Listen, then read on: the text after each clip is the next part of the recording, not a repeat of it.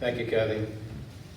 In verse 40 of the scripture, he, David, took his shepherd's staff and picked up 5 stones from the stream and put them in his bag. With his sling ready, he went out to meet Goliath. Have you ever wondered why 5 stones? Why not 6? Why not 7? Recently, our Sunday school class completed Max Lucato's book, Facing Your Giants. Lucato does an in-depth study of David's life, its ups and its downs, David's successes when he relied on God, and his failures when he was not focused on God. Lucato concluded that when you focus on your giants, you stumble, and when you focus on God, your giants tumble. This describes the ups and downs of David's life. But why did David have 5 stones when he went to face Goliath? Why not 2 or 20? Did he really think Goliath was going to let him get a second shot off if his first missed? As a hunter, I know the buck is gone in a flash if the first shot misses its mark. Rarely, if at all, will it stand there providing me a second opportunity. So why 5 stones? As with many Bible stories, we often miss some of the smaller items and never think about it. But you might be inclined to say, what does this have to do with me? I'm not going to have to face a 9-foot, 9-inch tall giant, and definitely not with a slingshot. But we all face giants in our lives. A raging soul, debt, medical issues, temptations, social pressures, depression, unemployment, self-doubt, and the list goes on. Other figures in the Bible face giants. Jonah ran away from God into the mouth of a whale. Samson ran to the wrong woman. And Sarah ran out of hope. For 40 days and 40 nights, the Israelites listened to Goliath, his challenges and his insults, but they did nothing. How do you face your giants? Now we'll go to that diagram, or that insert, and I want you to look at the hand, and we're going to use those 5 fingers to help you remember 5 stones that will help you face your giant. The first stone represents the thumb, the stone of the past. Remember, King Saul is questioning David as to why he thinks he can kill this giant. You're only a boy. You've never been a soldier. And Goliath has been a soldier all his life. And in verse 34 through 37, David said to Saul, your servant has been keeping his father's sheep. When a lion or a bear came and carried off a sheep from the flock, I went after it, struck it, and rescued the sheep from its mouth. Your servant has killed both lion and bear. This uncircumcised Philistine will be like one of them, because he has defiled the armies of the living God. The Lord who rescued me from the paw of the lion and the paw of the bear will also rescue me from the hand of this Philistine. And Saul said to David, go, and the Lord be with you. Saul was out of options, and no one wanted to face this giant. Can you imagine how the soldiers must have laughed and Goliath jeered? Saul even tried to turn David into a Rambo by giving him his sword and his armor. But David wanted none of that. David had something else in mind. 5 stones and a sling. David basically said to himself, I've done this before with a sling. That which threatened me before may have looked a little different and may have been a little more ferocious. And this one's just bigger. Never estimate what God can do. Lucato says a good memory makes heroes and a bad memory makes wimps. David looked at his past successes and what God had done for him. He was able to protect his flock by killing bears and lions. In 1 Chronicles chapter 16, it says, "Remember his marvelous works, which he has done." The Bible tells us God parted the Red Sea, provided food in the desert, saved Daniel in the lion's den, healed the blind, made the lame walk, and the list goes on. The next time you're reading the Bible, start making a list of all the things that are recorded that God or Jesus were able to do. Create your own list for what God has personally done for you. What does your personal list look like? What has God provided for you? Food, heat in the winter, clothes on your back, a roof over your head, available medical care, and maybe a loved one that recovered from a serious illness. And I'm sure if you think about it, your list will grow. But many times we don't think about it. Locato says, "Write today's worries in the sand and chisel yesterday's victories in stone." Never underestimate God's power. Everything is possible with God. David remembered the past and derived his strength. We can do the same. All things are possible with God. Stone number 2, the stone of prayer. Now, looking at the hand, note the valley between the thumb and the finger. To pass from one, you must go through it.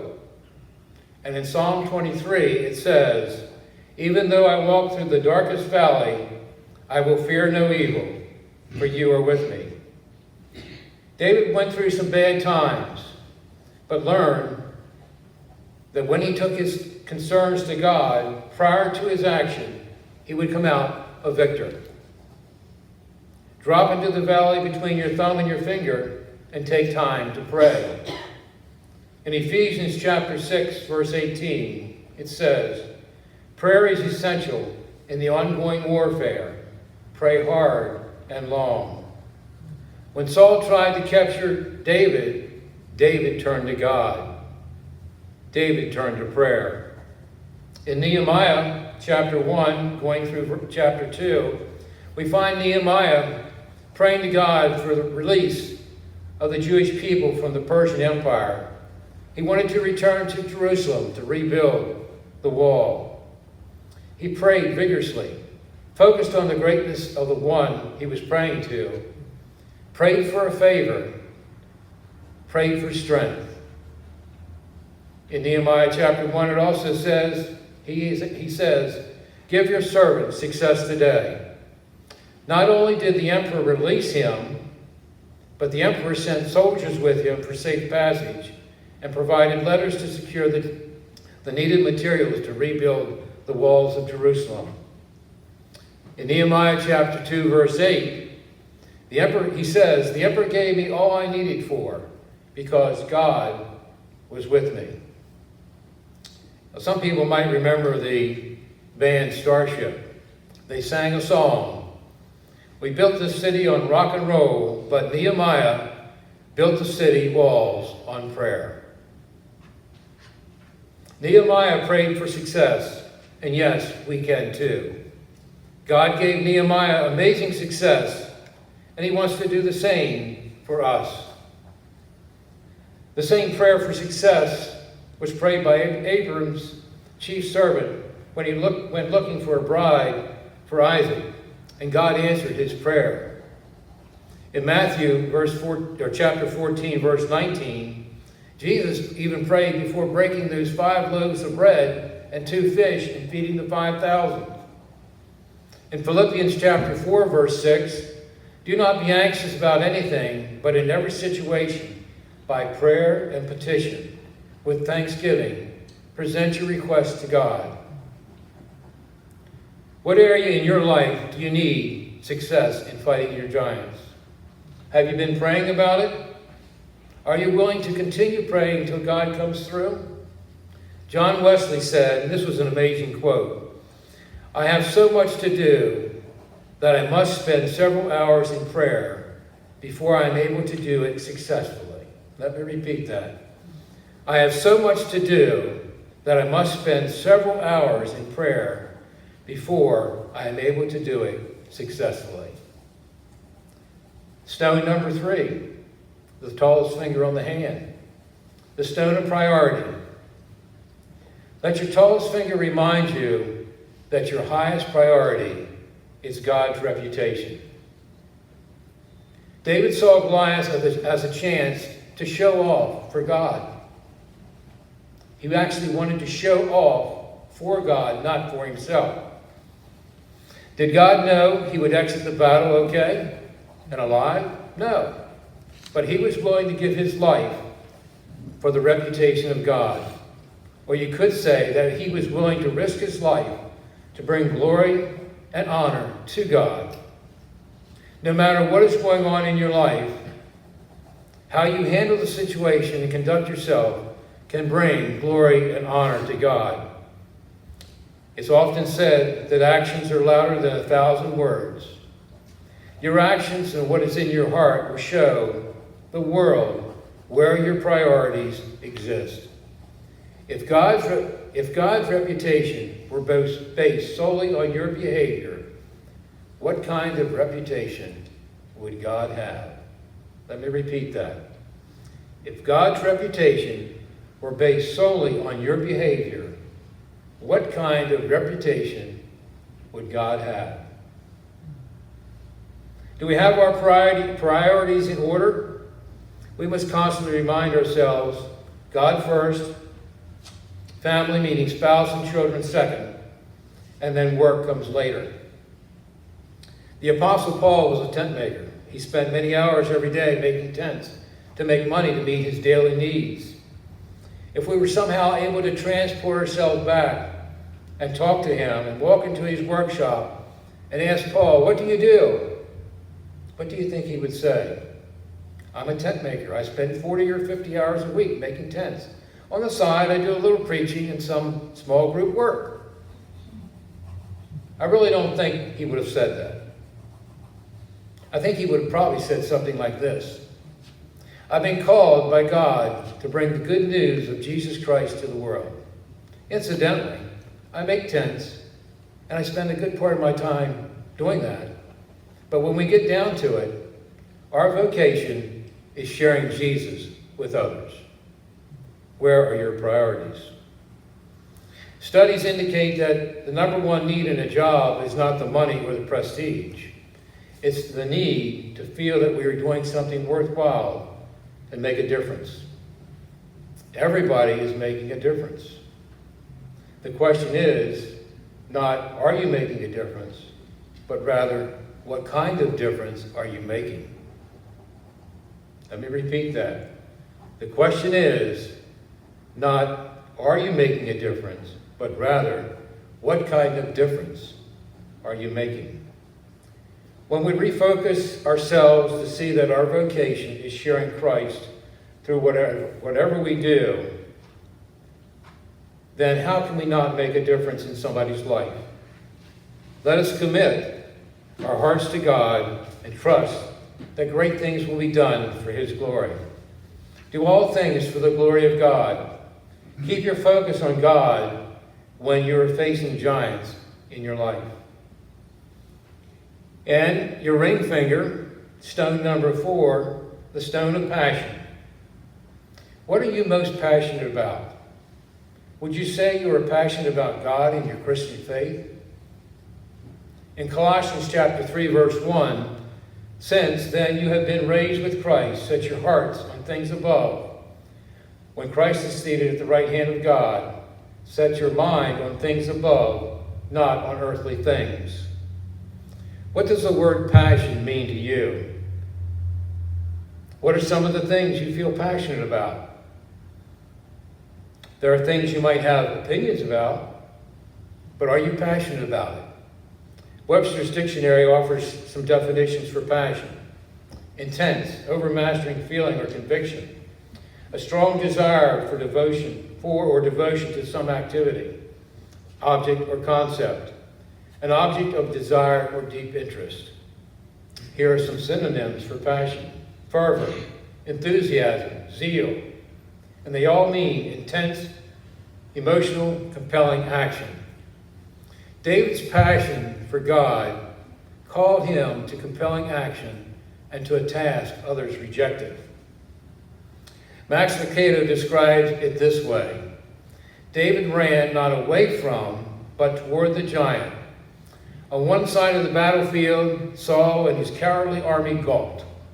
On the other side, Goliath and his skull splitters scoffed. In the middle, the shepherd boy ran on his spindly legs. Who would bet on David? Who would put their money on the kid from Bethlehem? Not the Philistines, not the Hebrews, not even David's siblings. You heard in the scripture, they questioned why he was even there. But God did. God put his money on David. And since God did, and since David knew God did, the skinny runt became a blur of pumping legs and a swirling sling. He ran toward the giant. The Lord calls for a fervent spirit in serving him. He does not want a lukewarm or indifferent spirit. David exhibited not only his passion for God, but his faith. I would like all of us again to question, what is our passion for Christ? In Deuteronomy chapter 10, verse 12, "And now, O Israel, what does the Lord your God ask of you, but the fear of the Lord your God, to walk in his ways, to love him, to serve the Lord your God with all your heart and with all your soul." At Easter time, we talk about the passion of Christ. Think about the passion for which Jesus carried out his mission. Think about the Lord's passion, the love and the desire in his heart for us. Enough that he was willing to die on that cross for our salvation. He was and is passionate about us. Many of us kind of just work him in our daily lives and schedules on an as-needed basis. That is not passion. Why shouldn't we be as passionate about him as he is for us? Keep your passion for Christ strong when facing the giants in your life. And the final finger, your little pinky, the stone of persistence. Maybe David knew that Goliath had relatives of the size of Tyrannosaurus Rex ready to come to his defense. In fact, there were 3 additional giants on the Philistine side. When you get a chance, look up 2 Samuel chapter 21. You can write that on that little slip of paper. And 1 Chronicles chapter 20. That was 2 Samuel chapter 21 and 1 Chronicles chapter 20. After the story of Goliath in 1 Samuel chapter 17, David's army would go on to defeat an additional 4 giants. One had 6 fingers and 6 toes.